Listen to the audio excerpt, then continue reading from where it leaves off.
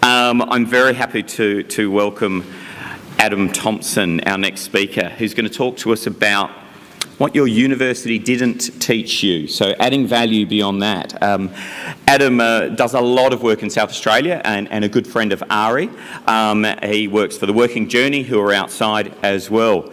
Adam really wants to help executive teams, HR teams and people implement and achieve really positive change within their organisations. He's educated in economics and law, teaching undergrads in organisations, both in Australia and the UK, and he's worked in the fields of education, law and insurance. Absolute pleasure to have you here today. Thank you, Adam.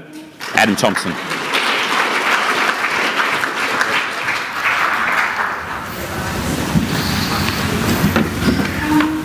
Okay.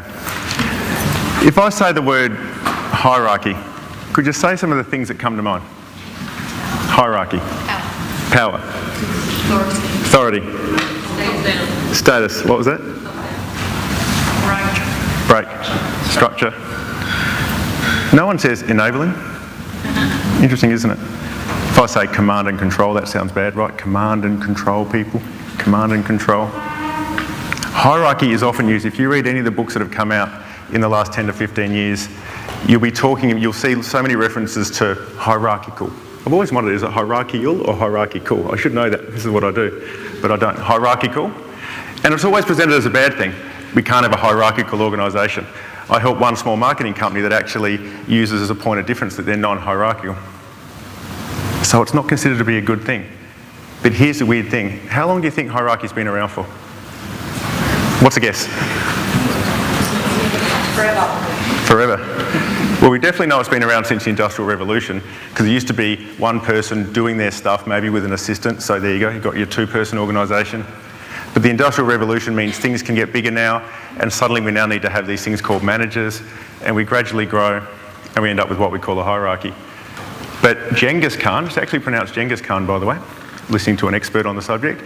Genghis Khan had an amazing army which dominated pretty much most of the Northern Hemisphere. That was a very hierarchical show. We're talking 1200s. Chinese had an army years before that, thousands of years before that. So hierarchy is actually a dominant form of organisation. In fact, it is the dominant form of organisation. Could you please put your hand up if you don't work in a hierarchy? Okay. Yet it's being criticised a lot. It's not actually considered to be the type of organisation we want. Whenever you see something talking about we need to be more agile, or we need to be responding to the market, or the world's more complex, or anything like that, we start criticising hierarchy. We make a bunch of assumptions that say that hierarchy isn't the way to go. So what we need to know as HR professionals is, what are these things called hierarchies? Why do they not work? And what do we need to do to make them work? And perhaps what is the alternative to them? 92% Deloitte study shows that executives consider to be org design to be the critical thing. So if you want to take back from the start what Lynn was talking about in terms of the HR profession, certification, anything along those sort of lines, what does the market want you to know about? Org design. We need to know about it. But the weird thing is, we don't actually know much about it, because we're that used to being in a hierarchy that we fail to see them anymore. Does the fish know it's in the water? You've heard that thing. We're all the fish in the water. We're working these things called hierarchies. We're in water that sometimes is not the right temperature. We don't like the way it feels. But we don't actually know what's happening around us, so we end up blaming the hierarchy. So what we need to do is we need to go right back to the start to see what we're doing here. And the start is work. Now, a lot of the work I'm going to talk about today, there's two particular people, Gillian Stamp and Elliot Jacks, two researchers who've built a body of work separately and together over 50 years. In the case of Elliot Jacks, it was over 70 years of work. He died a decade ago. And there's also another researcher by the name of Luke Hebecki. So a lot of the work I'm talking about today comes from the research of those people. I don't want to give any sort of impression that this is my work. What I do is I put it together in a way that makes sense for us. But I'm standing on the shoulders of some amazing research. So Elliot Jacks would always point out this sentence: that was hard work doing the work we had to do at work today. So what's work? It's weird, isn't it? We're all HR professionals. We're supposed to help organisations get work done. But if I said to everyone in the room, please write down your definition of work, what do you think are the odds that we'd write the same thing down? 0. Let me ask another question. Let's see who's the really cool people in the room. What's the formula for force? Force equals, anyone? Mass times acceleration. So do you think if we got up at a physics conference and said, hi, what's the formula for force? Everyone please write down your definition. Do you think you get a room full of different definitions? We don't even actually say force equals acceleration times mass. Notice it's always force equals mass times acceleration. F equals ma. So in the professions, we actually have defined words, defined terms. Yet for some reason in our profession, it's acceptable to have these sort of debates, discussions about what things actually are. So what we like to do is start to get some definition on stuff. Because if you can have definition, now we can all start talking literally the same language. We can literally be on the same page. And imagine if in your organisation starts talking the same language. So when there's as Chris said at the start, when there's a problem with the people, imagine if everyone could be using the same language to actually diagnose that problem with the people. That was hard work, effort, doing the work, tasks we had to do at work today, the place of employment. So how can we get through this mess? We can actually define it as work is about making decisions to produce something. Work is the act of making the decisions. Work is the judgment, discretion, actually figuring out how we're going to get something done. And if we start to look at work like this, it actually becomes pretty cool. Because your judgment, your discretion, that's you. That's the people in your organisation. That's your expression of yourself. Using your judgment, using your own discretion to make decisions, to produce something. QQ, a quantity of stuff of a given quality. Just a simple way to put it. But see the error? That's what you paid for. Your organisation's asking you to produce something. It's asking everyone in the organisation to produce something. It might do it in the form of formal written things. You might have to guess what it is. You might have an idea in your head what you're trying to produce. But either way, you're making decisions to get there. And I'm talking about everyone. Everyone. If you're an artist painting something, that canvas is not yet looking like the thing that's in your head. You make a decision about what you're going to do next. Sure, you need the technical skill to be able to do something with that, but it's a mental game. If you're vacuuming a room, where do I start? How quickly do I go? Do I use the broom for that bit? Do I use the vacuum cleaner? Constant decisions. Let's not start thinking that the real decisions are, do we enter the new market? Should we go into Germany? They're not necessarily the big decisions. They're just decisions. Work is about making decisions. Let me tell you a decision that really matters, one that can actually make a difference to the very success of a business. The barista, okay? Barista, very, very fashionable. We're into coffee. I actually got into coffee myself by accident. I used to go to the old Blend 43. Was there 42 blends before that?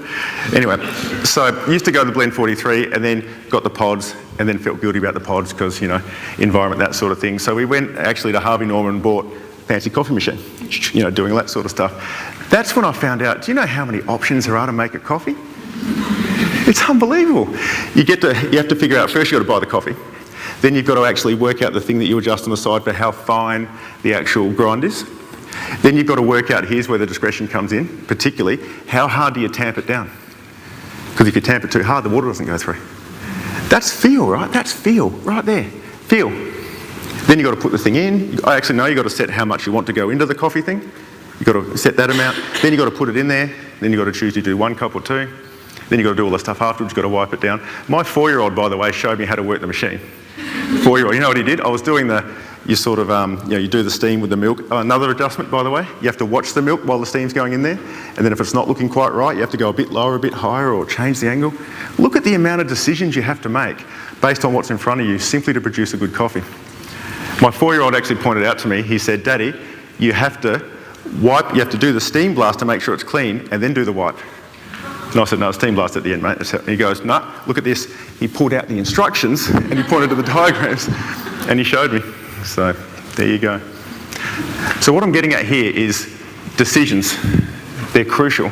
And if the barista in this coffee shop here makes all those judgment calls and produces a better cup of coffee than the barista here, we know what happens, right?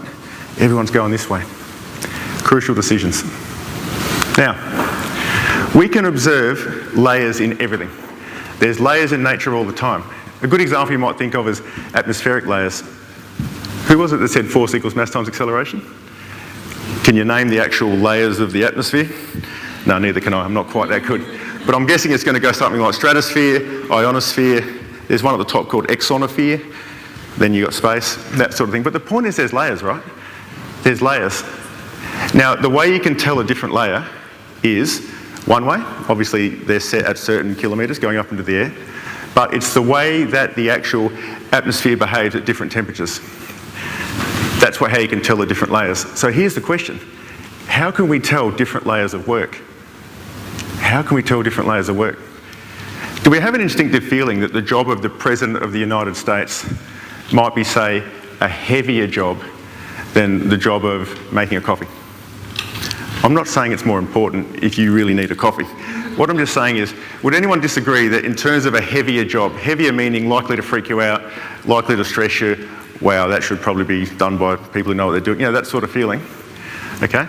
So what makes a job heavier? And there's actually an answer, and the answer is time. It's like a magic trick, but it's not any more than a magic trick than you get a thermometer, and that tells you how hot a room is, okay? It seems like magic if you've never seen fire before, if you've never seen a thermometer before. It seems like magic. But we can use time as a way to measure the different heaviness of different roles. Now think about that intuitively. Think about the difference of decision in terms of, can Jane make a good coffee? How long would it take to figure that out? Anyone? How long would it take to figure out if Jane can make a good coffee? Yep. What about if we're talking about looking at Jane's judgment over time now, just to see, okay, she maybe makes a few bad ones, but how much time would you let go past before you'd be confident in saying, we need to do something about this? Anyone? Couple of weeks. Yeah.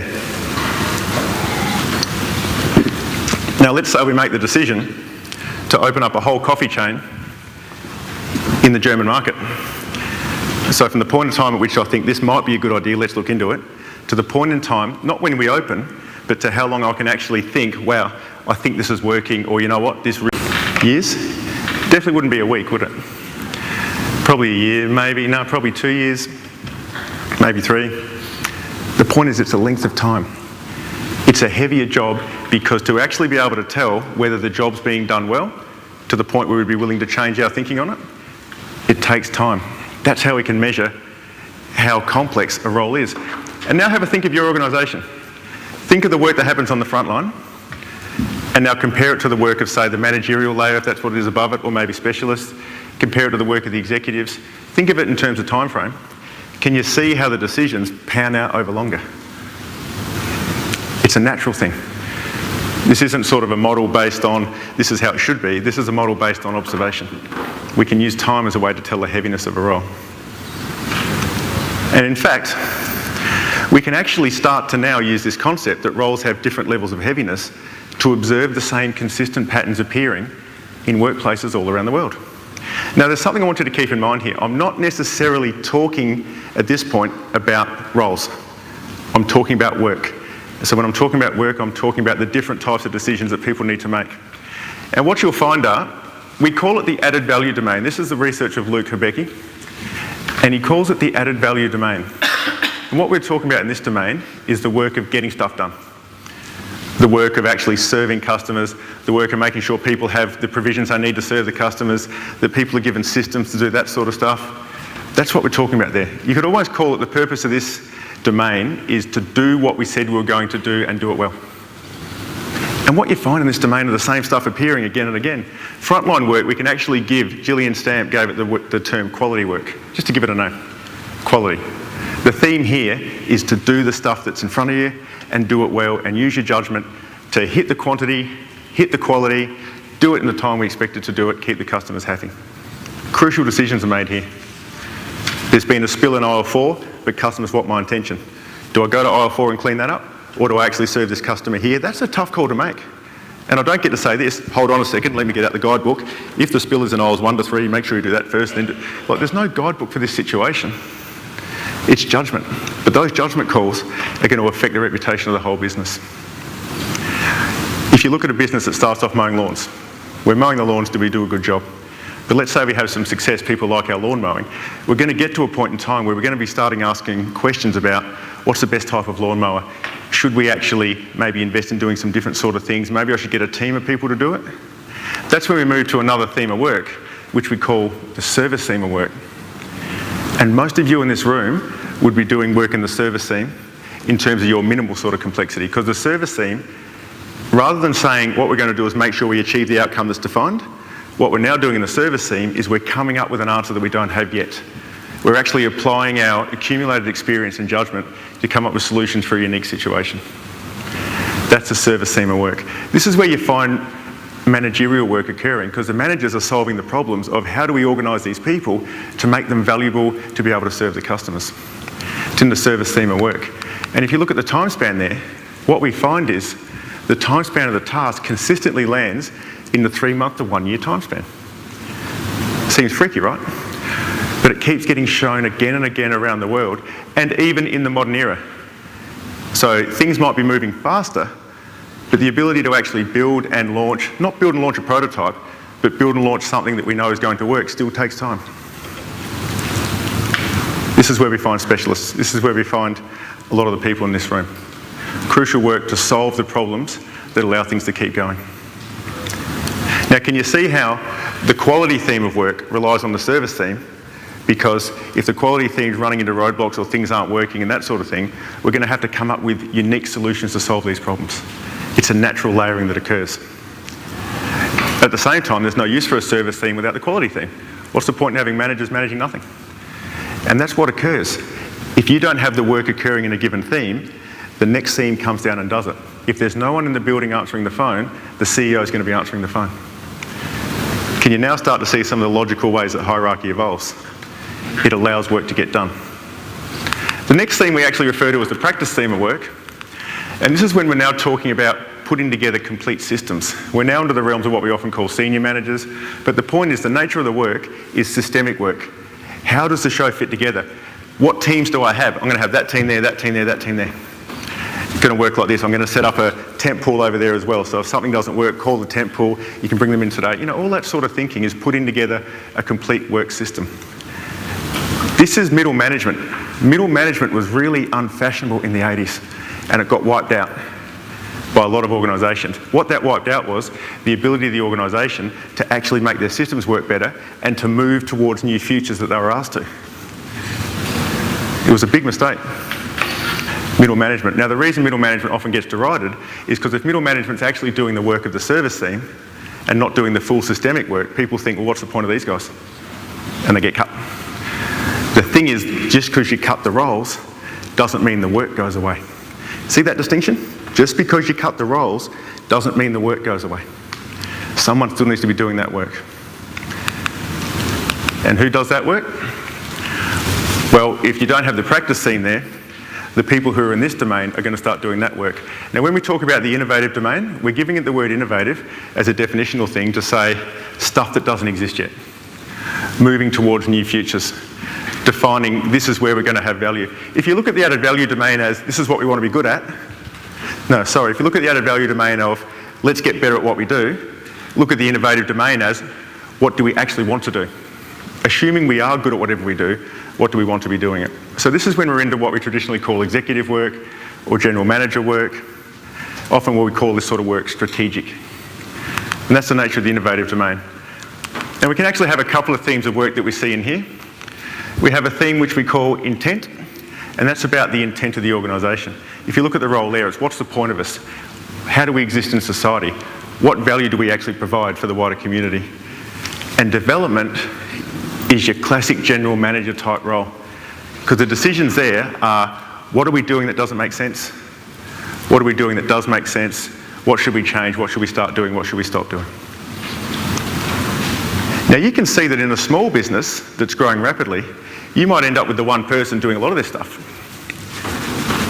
But you can also see that when a business grows to say 250 people, 300, around that sort of range, we can now start to create roles where we have people doing those different themes of work. So this is how work works. This is observed repeatedly in cultures all around the world for over 70 years now. So it's not the prescription, It's more like the observation. So that leads to a question. Why does it work like this? Work arranges itself like this because we are like this. That's how we get to here. Work arranges itself like this because we are like this ourselves. There's been so much research done into the way people actually process information coming at them. Process complexity. Let me give you a real easy definition for complexity. How many balls are in the air? How easy can you see them? How fast are they moving? That's complexity. Can you now see why the time span thing is not such a piece of genius after all? Because more things move in 5 years than move in 1 day. That's why the more longer the time span is, the more complex it is. That was researching the work. Now, when you look at the way people think, what was found were there's 4 repeating patterns. Found this stuff quite fascinating when I found out about it a decade ago, and I keep seeing the same sort of stuff. It's why I find it quite interesting. And the patterns of thinking are declarative. That's when you make an argument along the lines of Port are better than the Crows because Port's better than the Crows, QED. No, the Crows are better because they're better, QED. Declarative arguments. It is because it is. That's the nature of a declarative argument. You might even say, here's a piece of evidence that says that's better, and here's another piece if that's not good enough for you. That's a declarative argument. An accumulative argument is more like saying, like law and order. Here's the evidence. That alone doesn't solve the problem, but if you consider that, and that, and you put it all together, Your Honour, case closed. That's an accumulative type argument. If you look at the nature of the work that you do, a lot of it would involve that sort of thing. Oh, you're dealing with this problem? Tell me what's going on. Okay, I can hear that, I can hear that, I can hear that. Knowing what I know from here, here, here, and here, putting it all together, here's what I recommend you do. That's an example of accumulative action, accumulative thought. Serial thought is slightly different. Now what we're saying is, if we can do that, that will lead to this, which takes me to here, which will take us to here. So it's not so much converging it into a conclusion, it's more walking people through a series of logical steps that result in something. And parallel is saying, well, if this train goes down the track over there, and if that one goes down there but only goes that far, and this one keeps going up the middle, and those two go twice as fast, then it'll probably all end up over here and that will be good. But if that one moves, then we're going to end up over here. So can you hear how that sounds more uncertain? It's a bit more out there. That's the nature of thinking. These are different patterns of thinking. And if you can bear with me, I'm just going to freak you out with just one more diagram. These same 4 patterns appear in different levels. So bear with me on this. When I'm talking about verbal, I'm talking about using language. So your basic verbal to say, I don't have to actually articulate chair by holding it up and going, I can actually just simply say chair and we understand what I'm talking about. We're talking about a concept. And what you'll find is, this is the normal world of work. Declarative work, here's what the answer is, I followed the guidelines, the car engine works, the coffee's good. Accumulative, serial and parallel. The interesting thing is, when we get into that 5th sort of level, this is what's weird about it. It goes back to declarative thinking again, but it's more about a concept now. We exist for this purpose and that purpose is good. See how it's declarative again? But now it's declarative about a concept. So what have we got? We've actually got the way work naturally organises, and we can use time spans as a way to look at that, and we've got the way people think. Now here's the thing, the way people think is predictable over time. And this is the part where you might start going, hang on a second, Adam. And I agree with it. Okay, and if you feel like I need to see the evidence about that, I reckon that's a good thing to be thinking. We should be based on evidence.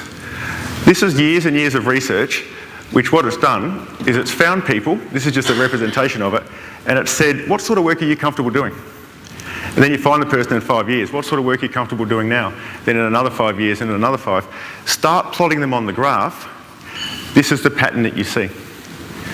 You start to see a pattern that it is predictable, roughly, the type of work someone will find flow in doing as time goes by.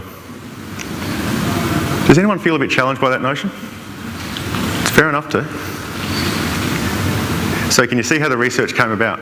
It wasn't, these are the curves, you must fit them. It was, let's see where people are at and let's plot them together. And of course the actual plotting, they're a bit messier than that, but it's the same pattern.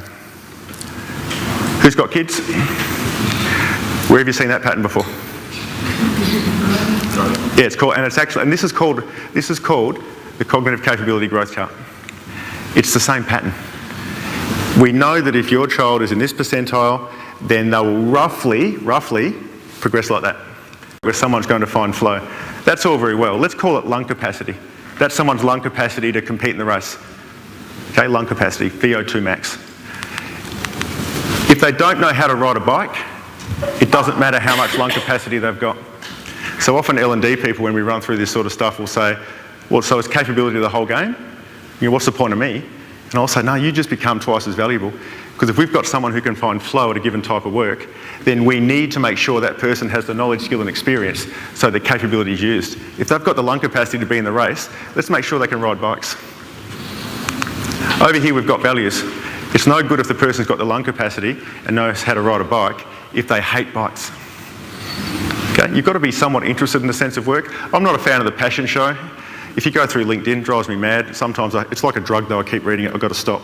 Because you get these things like, if it's passion, it's not work, it's play, and you know, all those sort of things like that. Well, someone's got to clean the toilets, right? You find me a toilet cleaner who's passionate about cleaning toilets. But what we can maybe get to is a sense of duty. At least a sense of duty. And then of course, we actually need to have some wisdom. Because there's no use if you've got the lung capacity to ride a bike, if you actually know how to ride a bike, if you love riding bikes, but everyone in your team and in the peloton thinks you're a tosser. It doesn't matter, does it? It doesn't matter. All work is through other people. All of your jobs involving either asking someone to do something or asking someone to not do something. In other words, all work's through other people, all work is through relationships, and if you don't have the wisdom to at least build foundational relationships with people, not great relationships, just borderline, then it won't matter as well. This is where emotional intelligence comes in. This is why I'm a fan of anything that helps people with their emotional intelligence. It's why I'm not a fan of saying that emotional intelligence equals leadership. That's rubbish. Emotional intelligence, it's like saying emotional intelligence equals pilot. Okay? We want pilots to get along well enough with their crew so that the crew will actually say to me, hey Adam, that's a mountain you're about to hit. Okay? That's good. That helps me be a pilot. But the idea of that's all I need to be a pilot is ridiculous. Same for leadership. So this is how we can have someone that's effective in the role. So look at how it now starts to add up. Work theme, quality. Produce a specified outcome, make a good coffee. Information processing, declarative. And you can see how it flows on from there. Work theme, service, unique solution to the problem. Information processing, accumulative. Work theme, practice. Information processing, serial, etc., etc. This is how it evolves. This is why it's not an accident that work naturally fits in a hierarchy. And the way we can use this information is we can make sure that we are giving people a situation where the scope of the challenge and their natural capability lines up. This is called finding flow. Mihaly Csikszentmihalyi did a lot of research, a book in 1990 called Flow. This is how you can actually start to design your organisation to create flow, making sure that you're giving people the right level of challenge. You read any of the latest work on innovation, it'll always start off with people need to have work that challenges them. This is how we can design to make that happen. Looks a bit like this. We want to fill roles with the required capability. You've got a role there. See where the tick is? What you've got along the bottom of that graph is age. What you've got along the vertical axis is the capability. Can you see how in that role, we might have someone who's 60, we might have someone who's 40, 30, maybe even someone who's 20. If they're on that sort of curve where they're coming through that type of thinking at that age, then they maybe can be an effective manager for those people. This explains why sometimes a 25-year-old manager can be useful. It explains why the 25-year-old manager cannot be useful sometimes. And remember, capability is just one factor, but it's your foundational one. If that's not there, then we're pushing it uphill. So this explains why we can, now, of course, if you put in someone who's 60 years old, who's comfortable in that type of work, then they've picked up a lot more wisdom, hopefully. Picked up a lot more knowledge and skill that can be more useful in that sense. So this is one of the key things we can do to actually design our organisations so it feels good, so it actually feels creative. Because this is what happens when we go in and do an analysis of an organisation. This is what we find. So look at the left side as the different themes of work. So see how you got A? What we're saying here is the person in A is doing work in the, say, the quality theme, service and practice. They're stretching across the three themes. What would be a situation where that would be perfectly normal? Can anyone think of one? Sole business. Yes, spot on. If you're running a sole business, you're organising deals with suppliers, getting logistical chains coming in, full serial processing, you're solving problems as to why do the things break, why does the machine never work, you're sorting that stuff out, then you're entering in your GST into the bloody software like I have to do once every quarter, so you're doing work in the quality theme. It's a normal situation. But what happens over time is you get a bit of cash flow coming in, and what's the first role you hire as a small business once you get some cash flow coming in? Sorry? Bookkeeper. Or, depending on your nature, a salesperson, depending on whether you like going out or staying in. So what you've done there is you've started to fill in some of the work in the quality theme, which therefore allows you more time to spend in the service and the practice themes. See how that natural growth occurs? And what happens as the business grows is we look for a situation like D, where we actually have people who are doing each role and who are finding flow in the role. But I want to point out a crucial thing to you. This often happens with organisations we work with. As much as we say it, it always sort of happens and we have to fix it up later. We might define the roles as saying, this is the type of decisions we want you to make in your role. This is your decision domain, so to speak. But we're not saying that therefore you don't listen to people and therefore the ideas can't flow around the business. So we would like to give you a job where we'd like to produce these outcomes at this level of work. But if you have ideas about the whole purpose of the whole place, please tell whoever you want to tell. See the distinction? But you can see how it can go wrong, right? You're saying to people, this is the level of work we want you to do, let's do it. And if people mistake that for the communication channels and the idea channels, it feels restrictive. But if people instead see it as, this is where we'd like you to make decisions, this is your domain, it can be liberating. See B? B, we've got a situation, assume that's actually people reporting to each other, where we've got two people in the same theme of work reporting to each other. Can anyone think about what that would feel like? Has anyone got any ideas? Stepping on toes, yep. That person who's above is the second one down from the top. What might be a term we would use to describe that person's management if you're the person below them? Yes. We've set up structural micromanagement. The design we've put into place by having one more layer of work than actually exists is forcing micromanagement. Because what happens to this person is they go to the manager to say, hey, we should be doing this, and the manager says, oh, I'm not sure about that, and can't put it into context, can't actually explain it, and basically just feels annoying, and it feels like it's restrictive. Next thing you know, we're saying we've got no innovation around here, we've got no creativity, and the whole organisation starts grinding to a halt. You'll call it bureaucratic, and you'll call it hierarchical. That's what occurs. What does it feel like, though, for the manager in terms of managing that person?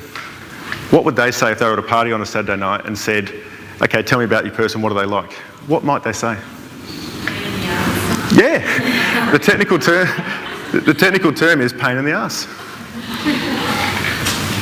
And the reason they're a pain in the arse is, get out of my office. All these bloody ideas, just do your job. We pay you to do a job. You can see how the frustration is going to be set up with, and then they're going to come to you, and if you don't know about this stuff, you're going to send them on emotional intelligence training. Yeah, get along. What's wrong with you people? Get along. But they know that the problem isn't them, so now they're pissed off with you. And you know how they rock up the training? Doing this bloody bullshit emotional intelligence training like this. Which is a shame, because the emotional intelligence training can be really useful stuff. It can be life-changing for some people, but not as a solution to this. That's the problem with this. Not as a solution to this. These forces are in play whether we like them or not. You can sometimes get C, not as common, but I know a couple of situations where I see C happening. By the way, we call B compression. I was talking about a common language before. Imagine the ability to say, okay, what's going on in that area is compression, we need to sort that out. If everyone's using the language saying words like we've got compression there, now you're like physicists or like engineers working on the engine. Instead of saying, oh, the fuel petrol-y thing's not working, you can say the carburetor's broken. You know, you'll actually get some language going. Get your executive team and then all the managers through the organisation talking the language. Now you can work on your organisation. B is called compression, C is called gap. What does the person at the top say about their person here on the front line when I ask them at the party, tell me about your person? What do they say? Sorry? Narrow focus. Yeah. Strategic. Exactly. And the classic, not a self-starter. The reason they're not a self-starter is because they say, okay, what do you need me to do? Yeah, we need to have a strategy. Cool. What do you need me to do? Yeah, we should really think about what we should do. thanks, what do you need me to? And the conversation goes round and around. Meanwhile, the person at the top's saying, these people should know what they're doing. Why can't they do the job? This is what gap is. And you'll end up again hearing those same sorts of things. If we get a situation like D, roughly, you'll see a lot of the pain goes away. And can you see how you can rectify the situation in B? We simply have both of the people there in that middle layer working for the person above, because all the research shows that if you say to someone, who is your real boss? They will every time pick a person who is thinking one level of complexity higher than them, and they'll say, there's my real boss there. Yeah, I put up with John. We get along. That's all fine. But my real boss is Jill.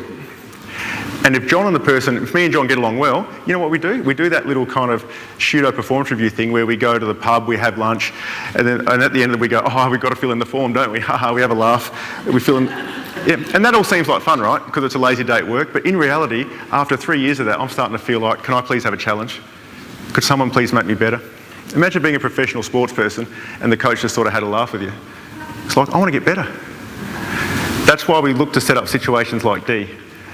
And the thing is, by changing the way the reporting works, this is as close as you can get to an overnight fix in terms of org development. Because if you change that reporting thing, sure, the person in the middle no longer has the ego shot of, I've got a direct report, and yeah, we have to allow a bit of time to adjust to that. But the person who's there suffering the compression is going to say, well, that was obvious. And no one has to go to therapy. No one has to become a new person.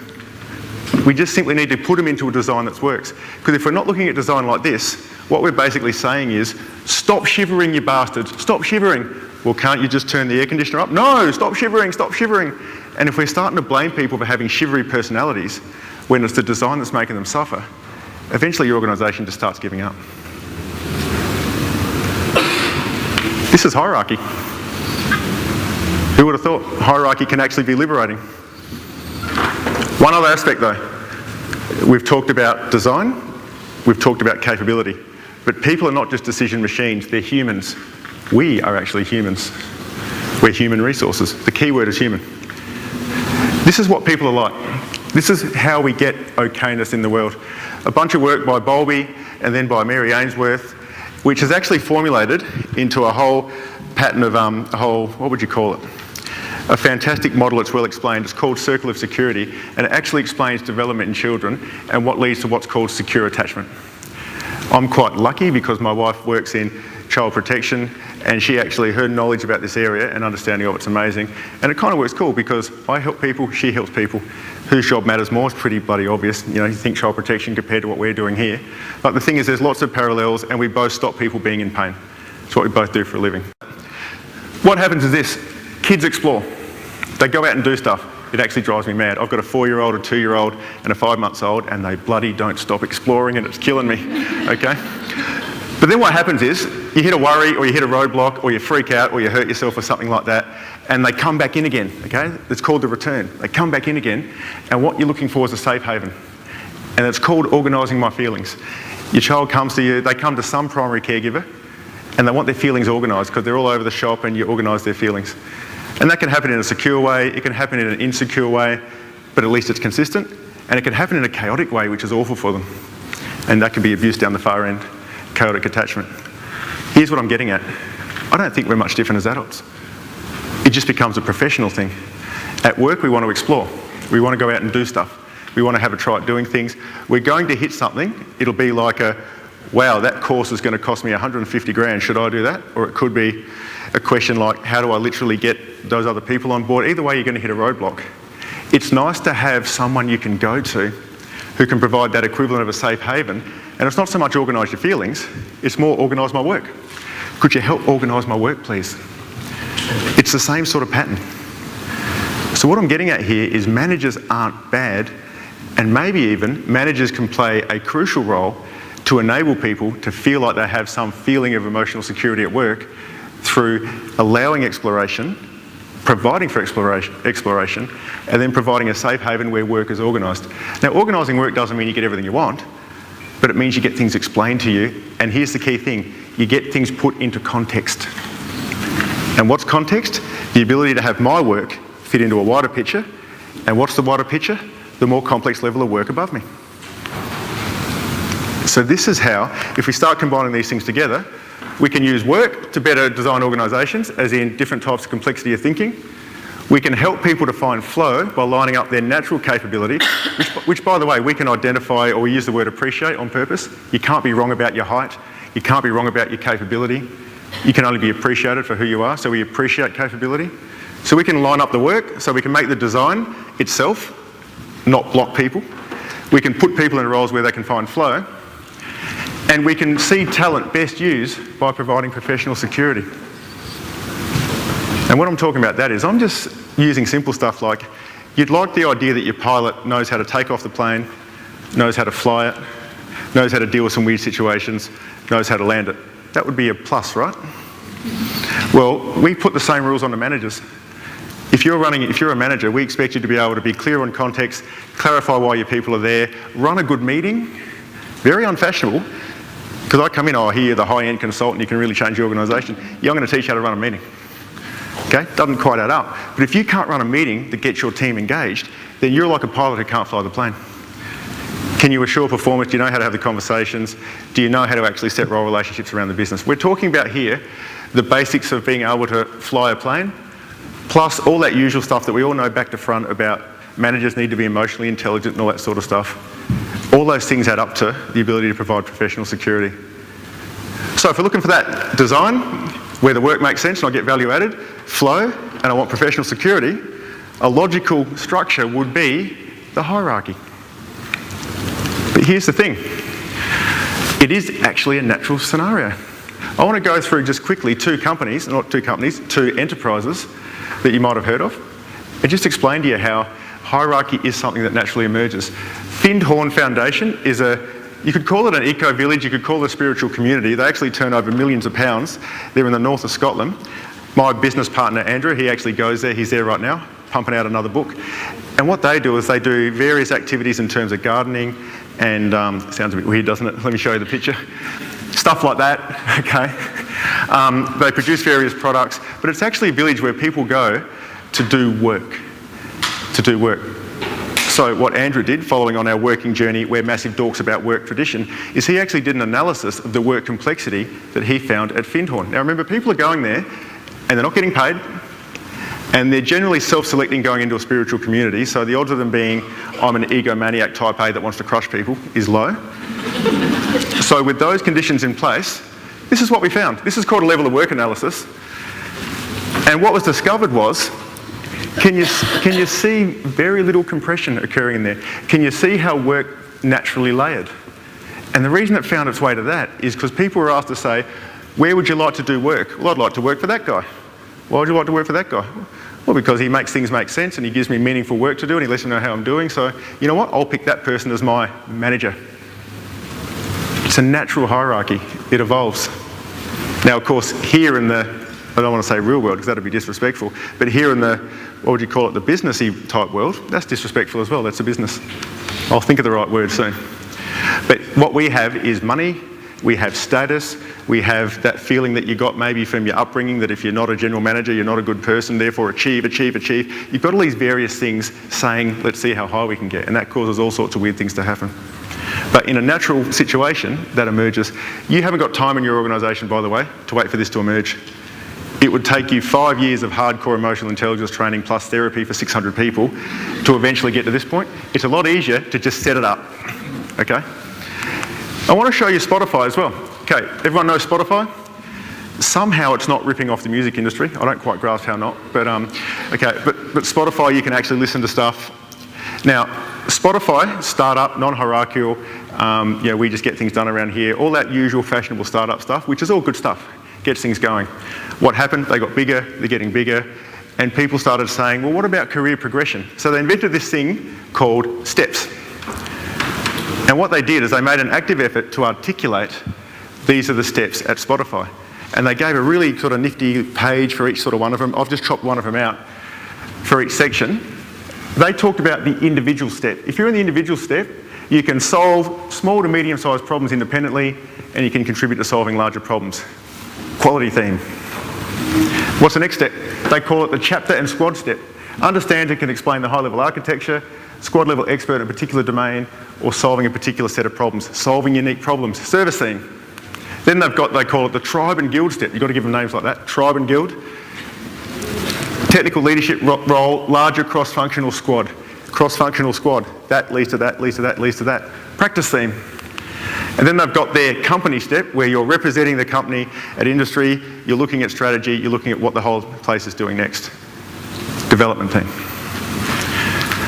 Now, I'm not saying for a second, that's just the same stuff, why do they think they're so great? I'm actually saying the other way around. I'm saying, how awesome is this, that when a group of people who actively care about trying to look after their people and provide advancement and that sort of thing, look at how they still come back to the same fundamentals of how work works, of nature. It's pretty nifty stuff, right? So hierarchy gives us flow, it allows professional well-being, it allows us to actually provide work for people as they transition. But in recent times, hierarchy is considered to be seriously on the nose. It's very unfashionable. To the point where you'll actually get a positive workplace as a news story. A news story. That's how weird it is now. If you get a workplace that's not crushing souls, that's actually a newsworthy event. It's a weird situation that we're in. We've got this sort of stuff. We've got Agile. Now, Agile developed, no one who does Agile agrees with me on this. Wasn't that a great way to preface what I say? So what I'm about to say is wrong. Agile came about due to having a gut full of managers that added no value to software development teams. If you're sitting there as a developer and we're all getting together, let's say this table, we're all getting together, we're coming up with ideas, we're having a good time, we're delivering for the customer, manager comes along and says, do it this way. Eventually I'm going to have a gut full of that. The thing is, if I was a manager adding value, I'd say, good work, guys. I'd say, let's work on something like this when you've done that project, but the way you're doing that project now is fine. But Agile was invented as a way to overcome interfering managers. It's a good thing. It's a way of studying the design of work. Alpine organisations, that's just a recent book, I just put that up there. Expedition way of climbing Everest, you haul the stuff up to Camp 2, then you go down. You haul the stuff up to Camp 3, then you go down. You haul the stuff up to Camp 4, then, lagging your way along, deliberately designed to create an impression of moving nowhere. The Alpine organisation is chuck the stuff in your backpack and just climb Everest and come back down again. That's great if you're a really good mountaineer and know what you're doing, and there's just one of you or two of you. But you know what? If you're in a bigger organisation, we're going to need some way of organising to get things done. Self-organising teams we know pretty well. Now, self-organising is fine. Self-directed, what happens eventually when the team can't agree on what they're going to do next? It'd be nice to have someone who's got a bit longer perspective who can actually give them advice and to say this is what we should be doing. Who's heard of holacracy? Anyone? Holacracy is an admirable attempt, and the reason I dig holacracy is because here's someone, Brian Robertson's his name, he's having a go at org design. Instead of saying the situation where we're going to have successive levels of complexity and they're going to provide the garden, you could call it, for people to get work done, what they're saying is we're going to hand all control over to a series of meetings and governance processes so we can discuss how things get done around here. It's admirable. The thing is, it takes a lot of time. It takes a lot of time. And again, it's put up as a way to reject hierarchy when maybe the problem's not actually hierarchy. And I like this one called syndicalism. I just want to point out syndicalism was in the 1880s and 1890s and was exactly the same thing as the others. Self-organising teams, we don't need managers. So I just want to point out the idea that we don't need managers has been around for ages.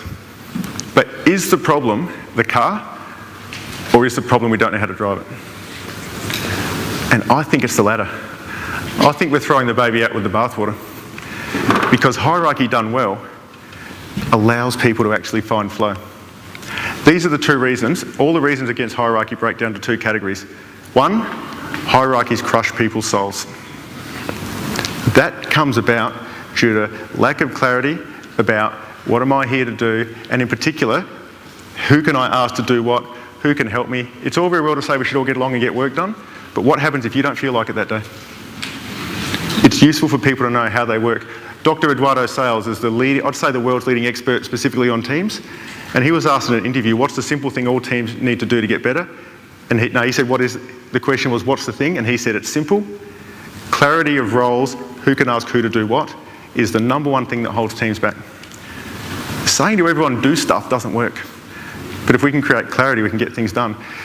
People get their souls crushed when they have managers that can't add value, and the managers aren't there to crush their souls. The managers are put into a design where they can't add value, and the end result is, feels like your soul's getting crushed. Feels like bureaucracy, feels like red tape.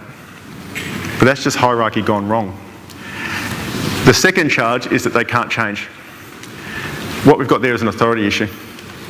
Because if someone's job is to serve the customer, and they're given the authority to do what's required to serve the customer, but also given clear limits, but don't spend $6 billion, then they can get the job done. If people have the authority to design their own area so it works, follow the basic principles, they can get things done. So it's not so much a hierarchy problem, it's the fact that the hierarchy has been set up without giving people the authority to actually get their job done. That's why hierarchies can crush people's souls, and that's why they can't change. The concepts we were talking about here are understood at the minimum by the executives and yourselves, and then gradually the whole organisation. And don't look at it as organisation, look at it as organising. Everyone in the organisation knows how to organise groups of people to get work done. They understand that different work has different levels of complexity. Through that, we can actually get rid of gulags by design.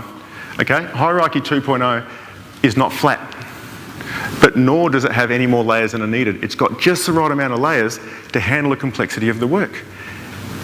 That can actually be analysed and figured out, but if you want to get the quick way to do it, find the area of the organisation that works well, where the people like working there, that'll have the right number of layers. It's natural. A commitment to flow is required. It's almost like a policy thing. The organisation says, we will at any given time have no more than 15% of people out of flow, and even that's temporary.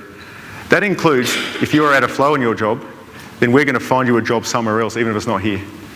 Okay? A real commitment to finding people in flow is how you energise an organisation, create the conditions for innovation.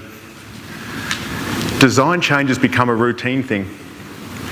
That's what we can learn from holacracy, where they actually have meetings to discuss how are our accountabilities working out. We always have the thing, we're going to do a restructure. We're always called in to say we want to look at the structure, we want to sort out the structure. I'll kind of say a weird thing to them. I'll say, how about I'll teach you how design works, so that way you can change your structure on a continual basis to respond to the market, which is what actually all organisations are trying to do. And that includes having processes where on a regular basis we discuss, how's the design going for us, is it working? We want authority to replace power. If you have self-organising, if you let things go the way they want to go, gradually the people who have the power will take the power. The charismatic ones, the scary ones, all those sorts of things.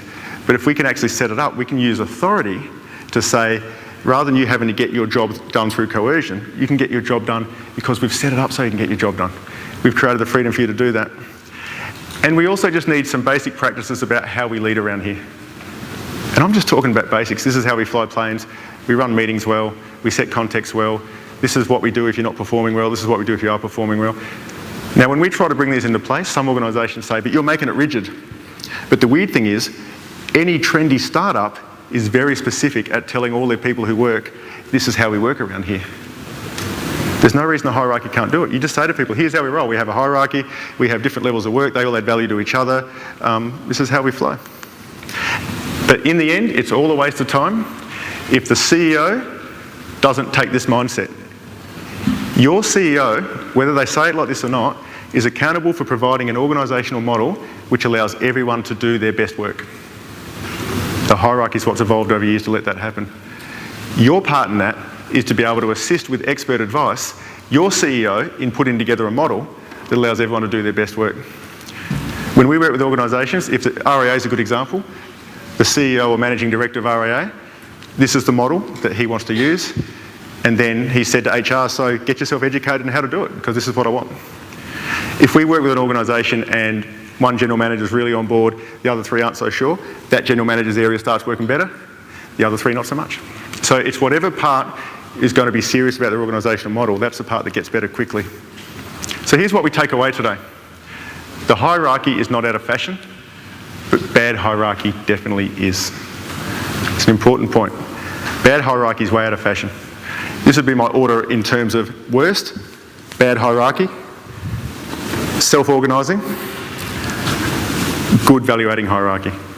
Self-organising is better than bad hierarchy. That's why self-organising has become popular. But good hierarchy makes people valuable.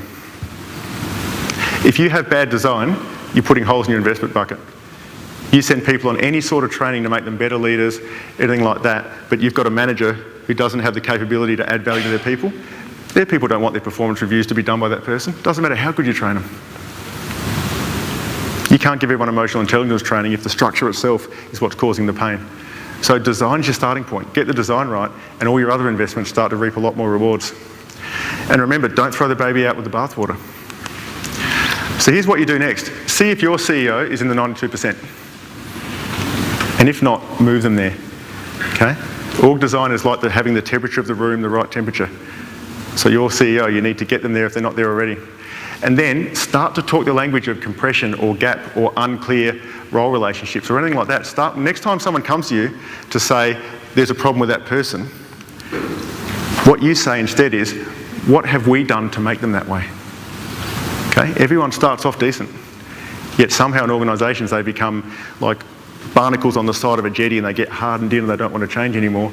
Rather than saying, those bastards over there don't want to change, the correct question to say as an OD professional is, what have we done in terms of our organisational design that's made them that way? That redirects the conversation and it's fundamentally more respectful to people. And that's what we can do. So in the end, we're not actually rejecting the hierarchy at all. We're using the hierarchy for the natural reasons that work right from the start. It allows people to get value-adding leadership. It allows people to find meaningful work. It allows people to find flow. And by using these sort of principles such as this, we can, in the end, not only end the suffering in organisations, but actually make them institutions that send people home from work. I want people going home from work tired. I want them buggered when they go home. But I don't want them buggered because they've been dealing with hassles all day. I want them buggered because they've been serving customers and working hard to do that. And if that happens, we end up actually with some better families and things get better across the board. Hierarchies are the #1 institution in our society today. So as OD professionals, we kind of owe it to all the staff in your organisation to make sure we're good at this stuff. Thank you.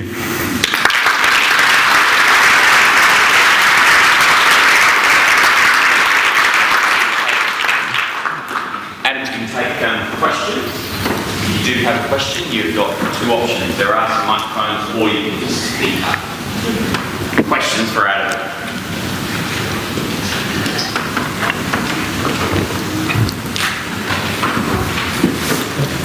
When you had that map, I was trying to find it, your chart, was there exploration of potential in that age chart and work chart? Yep. Potential meaning? So once we've got age, we know we grow as professionals. Yep. Whatever. Yep. Capability grows as you get knowledge and experience. But inherently the way we learn, our desire and ambitions are all make up of potential, which can, be an assessment of capability. Yeah. Does that come into effect? Yeah, it does. So the question is about how does what people knowledge and as they learn skills and as they change in their life, how does that affect potential? It's an interesting point. It's almost like a moot point, which is, we call it theoretical capability. Let's say this is the maximum capability that someone can apply right now. And you might actually say, well, what if the maximum's higher? Well, the answer is, well, then it would be here. It would simply be higher. So we all have a theoretical maximum capability we can be at this point. The question is whether the organisation is allowing us to apply our actual theoretical capability.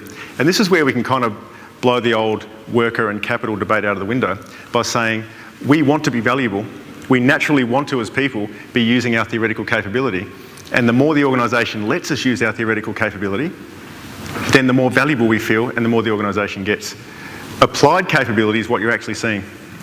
The factors that allow applied capability to actually move up to theoretical capability are knowledge, skill and experience, wisdom to get along with people, actually having some interest and passion in the work, the org design that you're chucked into, and the quality of the managerial leadership you're given. With all those things being in place, people get closer and closer at moving towards their theoretical maximum capability. Can people go higher than that sort of capability? Well, the answer is sort of maybe, and in a weird way, whatever. Because if someone starts showing stuff that demonstrates they're maybe ready for that next theme of work, awesome. Let's give them a project. Instead of being a 9-month project, let's give them a 15-month project. Let's see how they go. If the dark rings start appearing under their eyes, too far. That's how you tell. If you go out of flow to the point where the complexity of the job is overwhelming to you, you'll start to lose sleep, your partner won't be happy with you, your kids won't like you as much. All those sort of things happen. So So I don't get too caught up in the idea of can capability actually be, can you move to a different curve type thing? The answer is generally doesn't seem to be the case. Hey, but if people can, maybe sometimes we just get the curve wrong. We just sort of say, you know what, it turns out that happens in a very low percentage of times. But in the end, what we want to do is make sure that people's theoretical capability, the best they've got, that we're actually letting them do their best work. And that becomes the goal.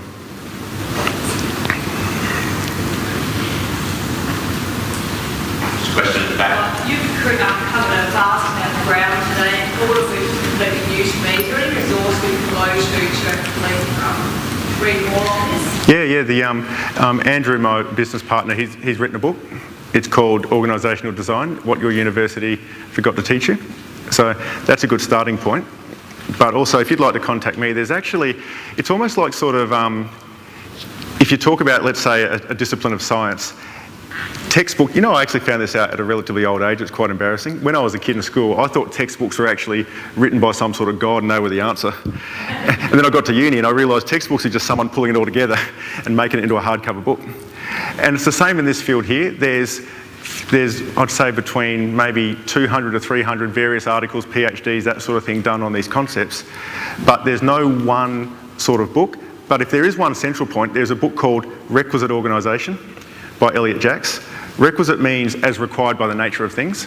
We're studying this, but it is possibly the worst written book you will ever read. I love it because I know this stuff back to front, so I find it almost fascinating. Like, wow, he's putting it like that. That's interesting. The book, how's this? The book is dot points. It's a dot point book that's that thick of dot points, and instead of having page numbers, it's got page pairs. So you go to page pair 86, page 86, page 86, and it's got these freaky little pictures of a manager riding a unicycle, and it's a weird book, man. Like, but that's kind of in a way what we do. Like, as in, we use a lot of the underlying principles of requisite organisation, not just them. We build up our own model as to how it works. That's the initial source, but often the best way to do it is just to just have a chat to me, because you start to pick it up the more you talk about it and the more you understand it. The key lesson though is that your people are responding to the org design they're in, and that's causing their behaviour more than their actual personalities. Personality is not irrelevant. It's not irrelevant, but the org design tends to be more front and centre. But the thing is, we don't grow up in the schoolyard learning how to get along with other people through this concept of org design. We get along with people as individuals, and we take that model about how we work out into the workplace. So if you're anything like me, when I become a manager, I use my usual skills, which is make friends with everyone, and hopefully they'll do what I want. That's what I did. It's only when I started coming across these concepts that said there's an org design thing, there are certain practices that if a manager does, it builds trust. These are the practices. I'm like, oh, thank God, okay, I've got something to do now. And that's the difference.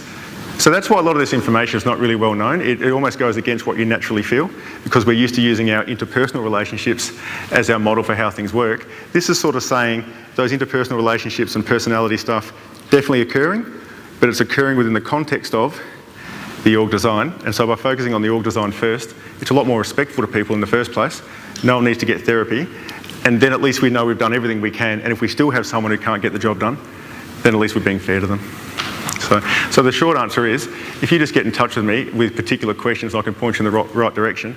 But there's a big body of research, and it's useful to have sort of someone like me who's like a bit of a lighthouse who can say, come over this way. I just wanted to get your view on the effectiveness of matrix organisations and how the theory you took us through today applies. Yeah, so a matrix organisation is an excellent way to cause pain for a lot of people, but what you'll find is when it does work well, it won't actually be a matrix organisation. So this is how we set it up so it makes sense. Remember that idea that we like to have a home base or a safe haven or something like that? So we want to give each person a manager who, you can call them something different. If you want to be a small marketing non-hierarchical company, call them mentor, or I don't care. The point is you have that managerial function, and so what you have is, if I'm your manager, I'm going to take accountability for you. I'm going to take accountability that you're okay. But you might do work for lots of different people. That's the difference, right? That's how we can set up a matrix organisation without it getting all like that, because we don't want people to feel like they've got two bosses. That kills us. Two bosses, especially sit there at performance review time, you get the double barrel coming at you, and and what are the chances they've actually talked beforehand to get their story straight? Zero. Okay. So the way we set it up is, if you want someone who does work for various people around the business, you say to them, you might report to a lot of people, as in you let them know what's going on, but I'm the only one who takes accountability for you. I'm your manager. That's how we can find our way through matrix organisations. And that's good news for everyone, by the way, because if you're doing some work, if my person's doing some work for you and the work's not good enough, you have a chat to them about it. But if there's fundamentally a problem, you can come and chat to me to say, hey, I reckon your person needs some help. And it's not my job to frown at them, it's my job to say, okay, what help do you need? How do we get that done? So, cross-functional work, we can really set that up to make it effective and take away a lot of the pain. Matrix organisations are better than the hope you all get along method, because at least it's some sort of attempt to create some clarity. But a much better clarity is, I'm your manager, I'll take accountability for your professional wellbeing. Your job is to do work for these multiple people. That simple way of putting it makes it make a lot of sense. Now, the people who've always gotten along in your organisation through being good negotiators, influencers, and, you know, how you going, mate, let's go have lunch, they're going to hate this stuff. Because this means that to get your job done, you just need to be good at your job. The skill in networking, all that sort of stuff, is, you've actually got organisations that teach everyone how to negotiate.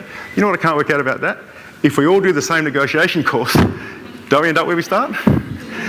It's a weird thing. So what we do is we try to set it up cross-functionally so that people can simply get their job done rather than having to use influence, personal politics and that sort of thing. Not good for the people who are good at personal politics, but for the rest of us, it's quite good because it means that we can actually use people for what they're there for rather than using them as salespeople. Thanks, Shelley. Right. Okay. Again.